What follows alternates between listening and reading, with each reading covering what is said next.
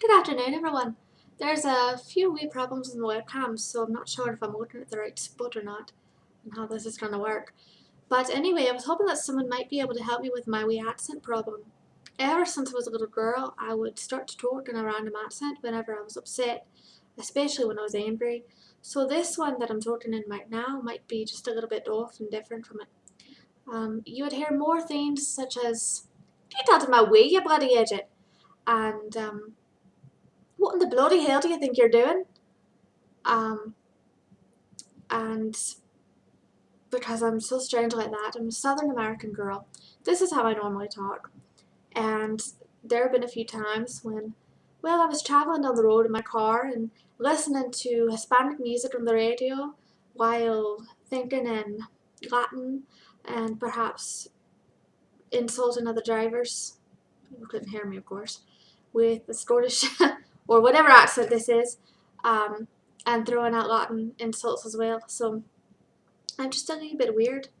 Anyway, I was hoping that someone might be able to help me identify if I really speak like an American who's just putting on an accent and I sound completely bonkers, or if I talk like there's a particular place that I might have been from, or if there's a particular sort of thing that I may have internalized to help me get to the accent that I'm speaking in right now.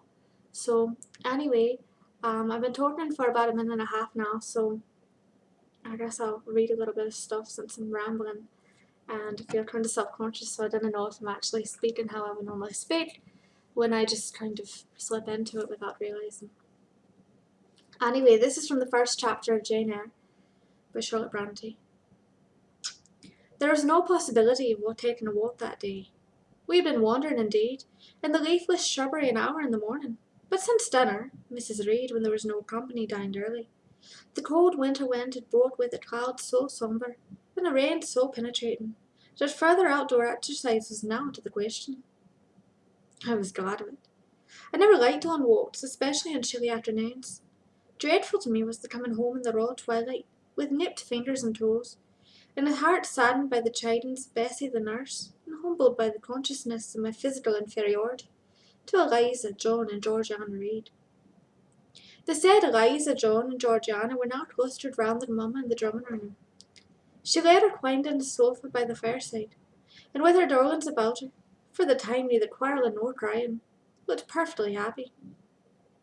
Me, she had dispensed from joining the group, saying she regretted to be under the necessity of keeping me at a distance, but that until she heard from Bessie, and could discover by her own observation that I was endeavouring in good earnest to acquire a more sociable and childlike disposition, a more attractive and sprightly manner, something lighter, franker, more natural, as it were, she really must exclude me from privileges intended only for contented, happy little children. What does Bessie say I have done? I asked. Jane, I don't like cavaliers or questioners. Besides, there is something surely forbidden in a child taken up in her elders in that manner. Be seated elsewhere, and until you can speak pleasantly, remain silent.